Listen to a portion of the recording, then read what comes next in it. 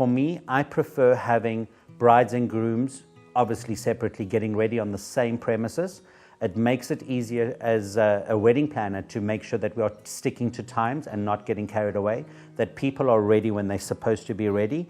And it also saves on traveling time with photographers and videographers, because you don't want to waste photographer and videographer hours by running around having to rush to the bride's house, leave, rush to where the groom's getting ready.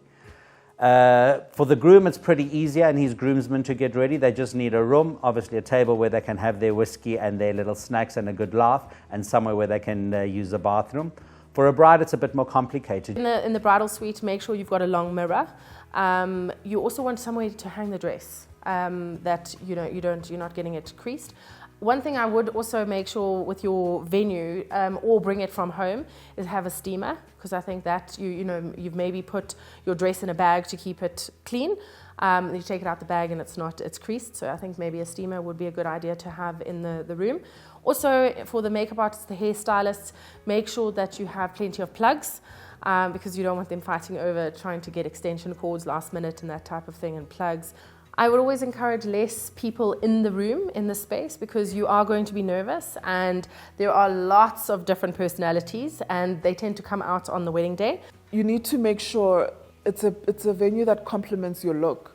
Now imagine you're going for a very romantic blush and soft hues, and your bedroom is like wood, red curtains. It doesn't really complement what your whole look for the wedding is. So I mean, some venues are flexible. If it means you ask them to take the curtains down, do that. If they need to change the linen, ask them to do that. If you bring in your own white linen to soften up the place, do that. Or, which I would do for any client, you just change the whole room, bring lounge furniture, make it softer.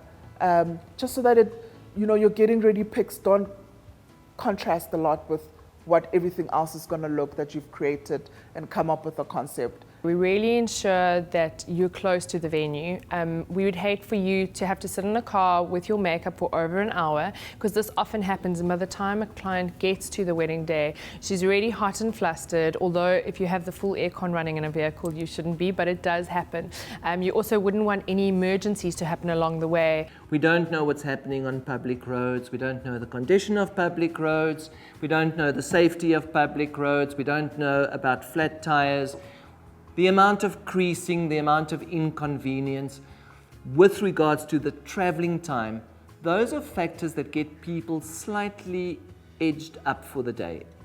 I want my brides and grooms to focus on being calm, collected, and together, and to have the necessary edge on being nervous about getting married. I think that certain nervousness about the vows that they are about to take allows for a spontaneity and a beauty that a rehearsal or an expectation cannot show on camera or to the guests involved. So be practical about it. Don't get flustered by having to travel in and allowing all those diverse elements to influence your calmness of the day.